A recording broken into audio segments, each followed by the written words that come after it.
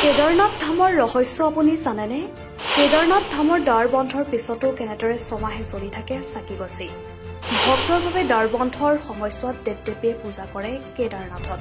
কেদাৰনাথ ধামৰ বাসুকীডালত পানী খালে সকলো পাপৰ পৰা মুক্তি লাভ কৰে ভক্তই। দেৱাদিদেৱ শিৱৰ 12টা জ্যোতিৰ্লিংগৰ ভিতৰত কেদাৰনাথ মন্দিৰ অন্যতম।